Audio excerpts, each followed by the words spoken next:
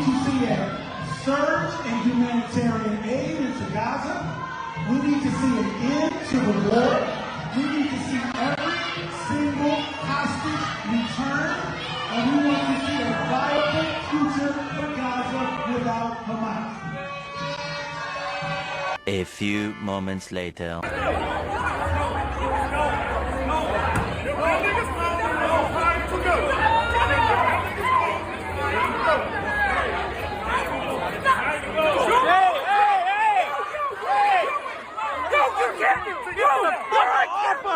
Get the fuck off her! You better get your money.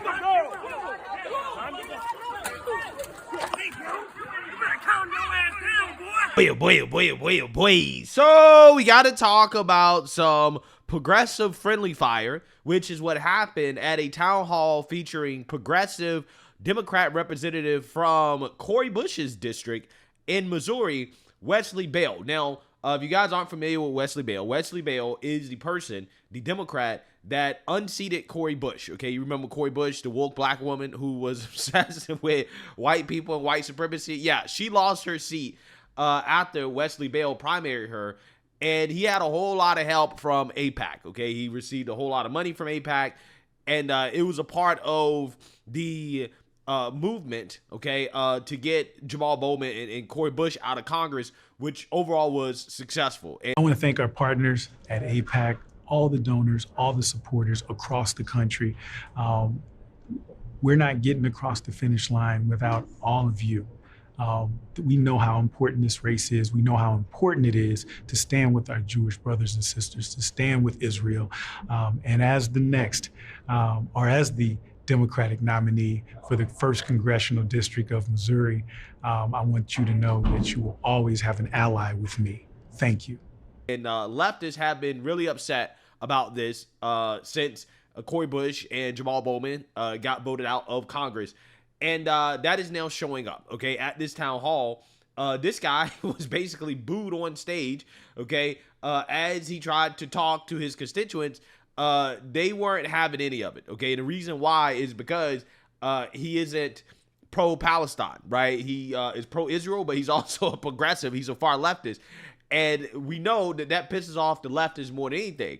And let's just say that these woke activists found out after booing this guy on stage because his security and police ended up getting into a physical conflict with the woke activists. And the whole point of this video really is to show you guys just how radicalized and divided the Democrat Party actually is, okay? Because for as much as Democrats are trying to rely on Trump derangement in order to win in the midterms and in 2028, the problem for Democrats is that their own party doesn't like them, right? Their own party has no real reason to vote for them. And again, one of the reasons why is because Democrats can't thread this needle of trying to appeal to sane people and lunatics at the same time, right? And the lunatics, there is like zero room for any disagreement on this issue of Israel and Gaza. And that is essentially what this story is a demonstration of. So without further ado, let's go ahead and roll this news clip to learn a little bit more about what happened here. Within the past few hours, a contentious town hall debate wrapped up with Congressman Wesley Bell in downtown St. Louis.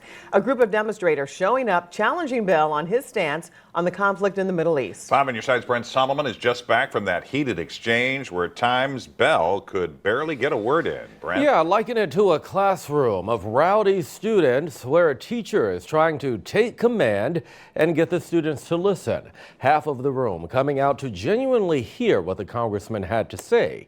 The other side pushing back, yelling, and at times even standing and turning their back. Get out, ma'am. Got to go. Security in the white. So why not let's talk about it? So let's talk about it then. Can we talk? Can we talk? Can we talk? You can't. Congressman Wesley Bell in his second town hall after winning his seat in the U.S. House. He came to talk about a variety of issues, his work getting FEMA assistance for tornado survivors, gun violence claiming lives in the city. But for most of the conversation, a crowd of demonstrators that assembled both inside and outside interjected, questioning his support from pro-Israel interest group AIPAC and what they refer to as genocide in Gaza. When it comes to the word genocide, I kind of disagree with it because the bottom line is, can I finish? Can I finish? Israel was attacked by an openly genocidal terrorist group. Yeah, so what you have here, again, exactly what I'm talking about, right? Again, there's zero room for any disagreement with the pro-Palestinians in the Democrat Party, right? This Democrat, Wesley Bell, is simply saying what a lot of these Democrats are going to say publicly about this issue, about this conflict, right? Because, again, they're all pro-Israel. And, again, leftists can't tolerate that. In fact, even the most pro-Palestinian Democrat politicians are still not pure enough, right? They're still not pro-Palestinian enough for the left-wing extremists. Like, for example, Zohran Mamdani, who is often criticized for being anti-Israel. This is what people say. Even he, again, is not pure enough for the pro-Palestine purists. Take a look. What do you say? I have a question. What do you say about politicians that constantly reaffirm Israel's right to exist? Because people like me are constantly attacked by politicians for standing up for Palestine, and you are constantly defending the right for Israel to exist. My family is in Palestine right now, constantly under attack, and I'm hearing you say free Palestine, but also Israel has the right to exist. Don't be hypocritical. Don't be hypocritical and say free Palestine when you're also defending the right for Israel to exist. It does not have the right to exist. It does not have the right to exist. It's not your land to say it has the right to exist.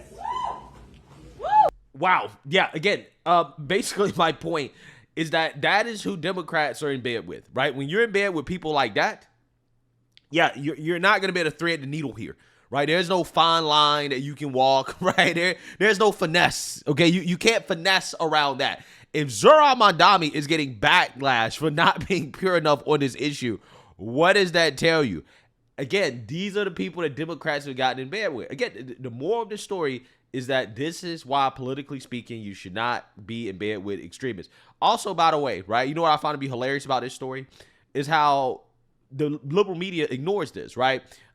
When a Republican gets booed, okay, when they face, angry protesters at their town halls, the liberal media is all over it. But when Democrats face angry protesters and voters at their town halls, for that reason, the liberal media, they don't have much to say about it, right? It's crickets, right? Quiet. They don't have too much to say about it. There's nothing that they have to say about this, right? They don't talk about how, maybe voters are dissatisfied with the Democrat Party, particularly the base of the Democrat Party. They're dissatisfied with them because of X, Y reasons, right? Because of their support for Israel or whatever, right? That's a conversation that they really don't want to get into, right? They really don't want to get into the conversation of whether or not Democrats will be able to thread the needle of supporting Israel while at the same time appealing to these people. Just saying. Again, this is a much more interesting conversation than any conversation that's had in the mainstream liberal media about Republicans being booed by left-wing activists. Left-wing activists booing other left-wingers, I think, is a much more interesting topic. How do you get around that? We need to surge aid to make sure that people get fed in Gaza. We need to end the war. We need to return every single hostages, and Hamas has to go. At the end of that town hall, I got an opportunity to catch up with the congressman. Did this go as you expected? It actually did. And actually, I thought it would be a little even more contentious, to be perfectly honest, because there's a lot of people that are passionate about their issues, and we're seeing this around the country. So it's not just here. Yeah, so you seen that, you heard that. Now, after this event, the woke activists found out because this guy, security plus police, ended up getting into a physical altercation with some of these woke activists. Take a look.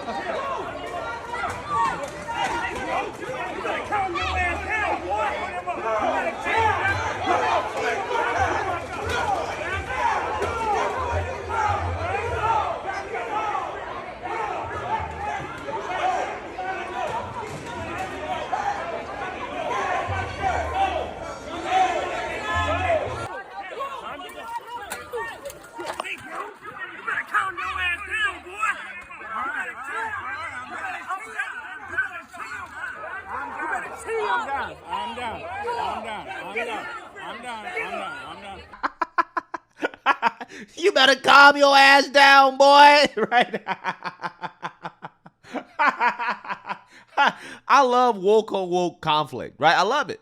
Okay, I love it. There's nothing that warms my heart more than seeing woke or woke friendly fire, right? Democrat or Democrat, progressive or liberal, whatever you want to call it, right? Whatever you want to call it. Left wing friendly fire, I think, is the best content, okay? Because again, this is the Achilles heel of the Democrat Party. I've been telling you guys this for a long time, since October 7th, right? Since that day, I've been saying this is the Achilles heel, right? This issue right here will destroy the Democrat Party, right? It will destroy them because there's no threading the needle on this issue, okay? If you're not 100% pro-Palestine, and in some instances, you can't even believe that Israel should have a country, right? They can't even be a nation, right? If you are not 100% a purist on this, okay, then it's not enough. You're not extreme enough, okay? And that is a problem. That is a big issue. And again, Democrats, they're trying to thread the needle, but they can't. You can't, okay? This is what you got to deal with, right? These are the people that Democrats have gotten in bed with, and now they have to deal with the beast that they created. That's exactly what is happening. So you're going to see a lot more of this, right? Especially, again, as midterms come in 2028, it's going to be a huge issue. Especially, again, if there's no end to this conflict, this war, which, I mean, as of right now, it looks like it ain't really going to end,